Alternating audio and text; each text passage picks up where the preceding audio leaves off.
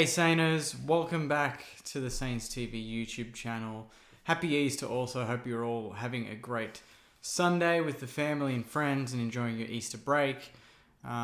Great way to enjoy your Easter break on top of being with friends and family is seeing the Saints win, and yesterday we got the job done against the Gold Coast Suns. It was a 26-point win, 87-61, with Jack Higgins kicking 5 and Max King with 3 and Gresham with 2 wonderful goals in his 100th game. So as always, every week we do the player ratings, so it's time to get straight into them. I think there's going to be a few pretty good ratings. I can't think of too many disappointing players from yesterday's game. It was a pretty even team effort across the board again, and that's kind of what we've come used to in the last couple of weeks. So I'm pretty excited to get through some of these players because I think there's going to be a few pretty high-rated players. So let's get straight into it.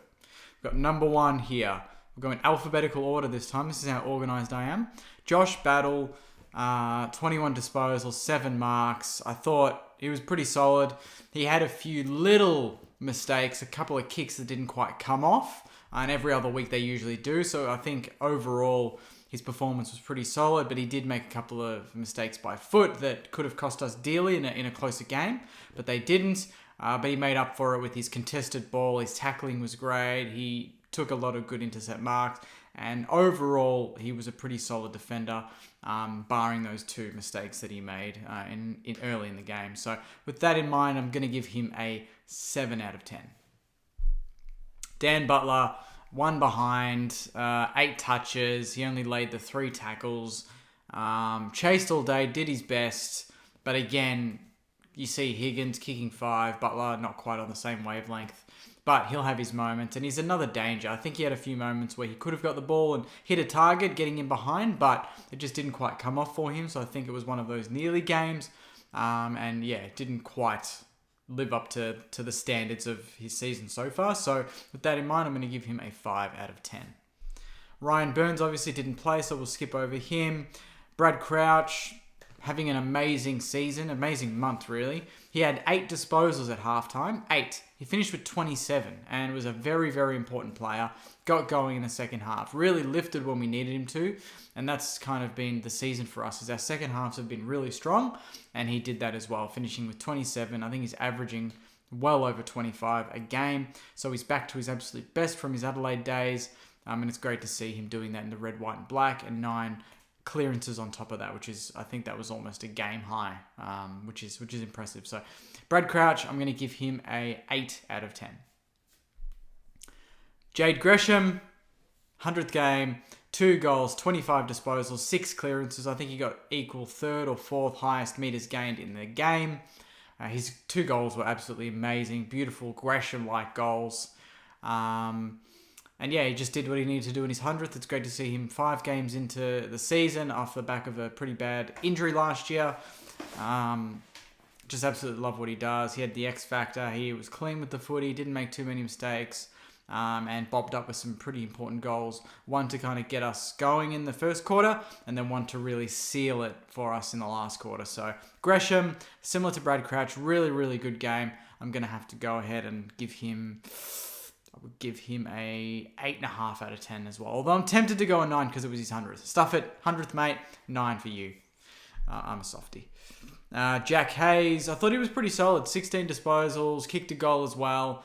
Competed really well. He only had the 5 hit-outs because he wasn't in the ruck that much. And he got around the ground well. I thought he did what he needed to do, and with no Paddy Ryder, we needed some pretty strong support for Rowan Marshall. And I was one that said Tom Campbell should have come in, but in the end, Jack Hayes, 16 disposals, 1 goal, got around the ground, tackled, chased, marked, did exactly what we needed him to do.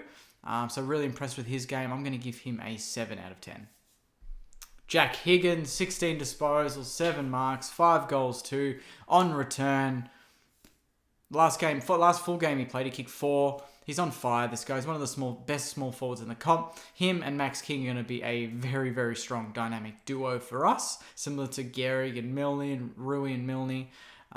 It's exciting to watch because when one's not kicking a bag, the other one's probably kicking a bag. So that's a big danger to the opposition. And Jack Higgins, he just brings a smile to my face. Anytime he kicks a goal or gets near the footy, he just loves playing footy, and you just love watching him play footy. So Jack Higgins, I thought he was probably the difference at the end of the day. I'm going to go ahead and I love Jack Higgins. I'm going to give him do I give him a 9.5? Do I give him a 10? Probably give him a 10. He was best on ground, probably. So 10 out of 10 for Jack Higgins. Brad Hill, 19 disposals, 1 point, 440 metres gained. Not as influential as the week before. I think he had a few kneeling moments where he probably could have taken a shot on goal, but he didn't. He went for a handball to Gresham, put him under pressure. But he did have a few beautiful kicks that set up Higgins' goal, and obviously 2 Higgins goals, actually. The rebound where the Gold Coast player slipped and he ran all the way through, and then one where he hooked the kick last minute towards the 50-metre arc. Higgins marked it, and I think he might have kicked the goal or hit the post, but he created a couple of scoring chances. So that's a good, quiet game from Brad Hill. We don't need him kicking 4 every week, but he did what he needed to do, and he played higher up the ground again, which was really dangerous. So Brad Hill, I'm going to give him a 6.5 out of 10. Dougal Howard, only the 9 disposals, but our backline was great. So the 9 disposals don't really tell the whole story. I feel like he handled their forwards pretty well. There was Corbett. I think there was also Chol, and then obviously Casbolt.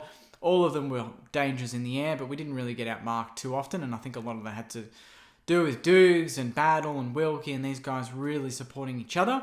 So it's probably a really solid 9 disposal game. I'll give him a 6.5, 7 out of 10. Probably give him a 7 out of 10 because we didn't get a bag kicked on him, and that's all that we need defenders to do. Although his kick-outs weren't as great as what they used to be in the last couple of weeks, so I think he needs to work on that. But apart from that, his opponents did nothing, and yeah, he handled it really well. Max King, 3 goals, 2 off 8 disposals. Again, a quiet-ish game from Max King, but a quiet game resulting in 3 goals is amazing. So if he's having a quiet game, but he's still averaging 3 goals a game, you're absolutely laughing as a supporter. He's had a few big weeks. He kicked, I think, 1 or 0 in the first game, then 4, 4, 4, and now 3 goals, 2. Could have had more, and I think he set up a couple as well. So great performance again. 8 disposals, but if you're having 5 or 6 scoring shots from those 8 disposals, you're doing your job. I'm going to give him a 7.5 out of 10. Lynett, not one of his best games, probably his worst game for the club, but he still did some nice things. His kicking was a bit off. He slipped over a couple of times. A few things just didn't go his way. He had 18 disposals, but it wasn't his best game. I'm going to give him a 6 out of 10.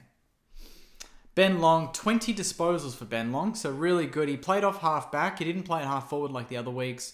I think he took that into his stride, really handled the occasion well. His pressure was phenomenal, as always, and I don't think he should be omitted anytime soon. I think he brings a really good pressure dynamic to the game, whether it's forward or back.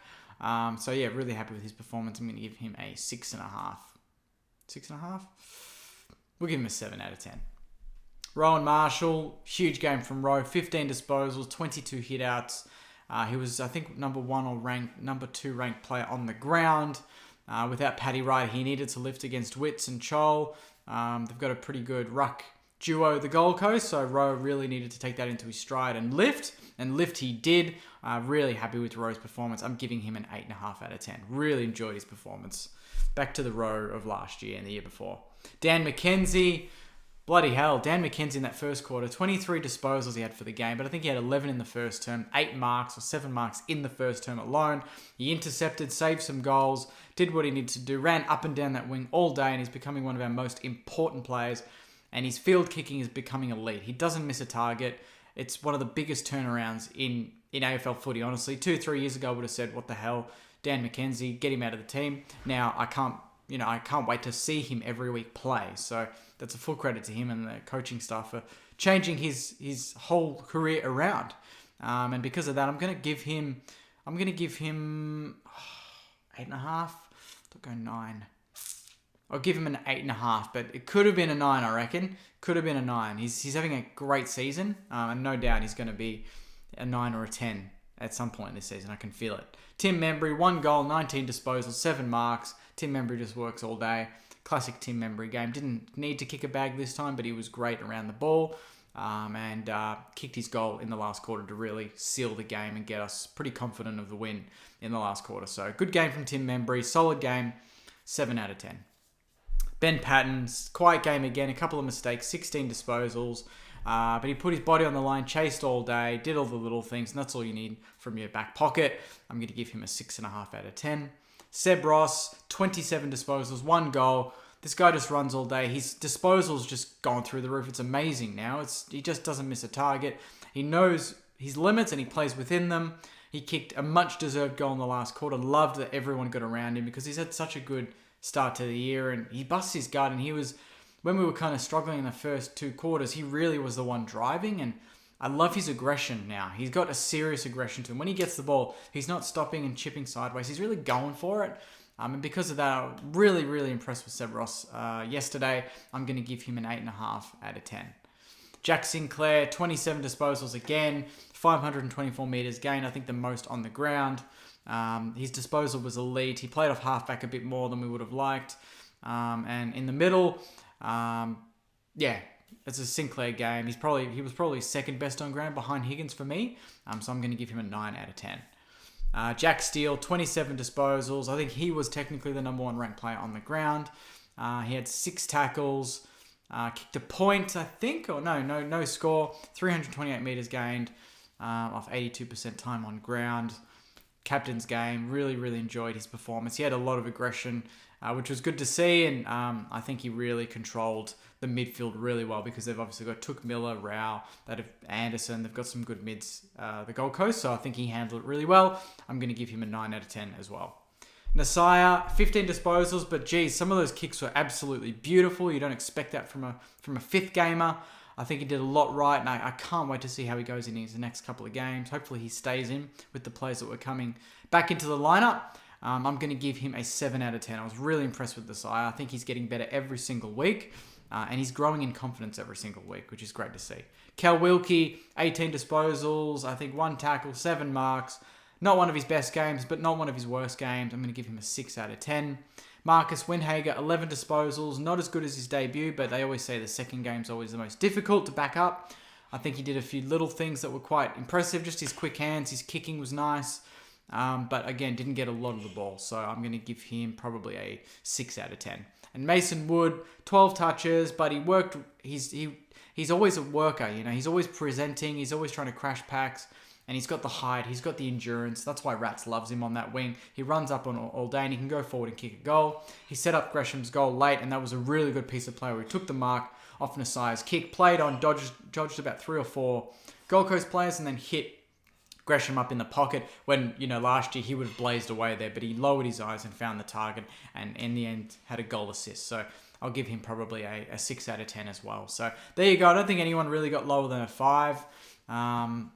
Great performance all round. It's a team performance. You don't really need to look at the lineup and think this individual needs to have a good game for us to win. Obviously, if Max King does, it's a bonus, but overall, Max King doesn't need to kick bags every week for us to kick a lot of goals. So that's the exciting thing. And yeah, that's my player ratings, guys. So hopefully you enjoyed it and you're enjoying your Easter. If you disagree, which I hope you do because it creates a fun discussion in the comments, comment your player ratings or who you thought was BOG or who needs to improve. Let me know your ratings and we'll have a chat in the comments. But obviously, enjoy your Sunday. Enjoy spending time with your family and happy Easter, Saints.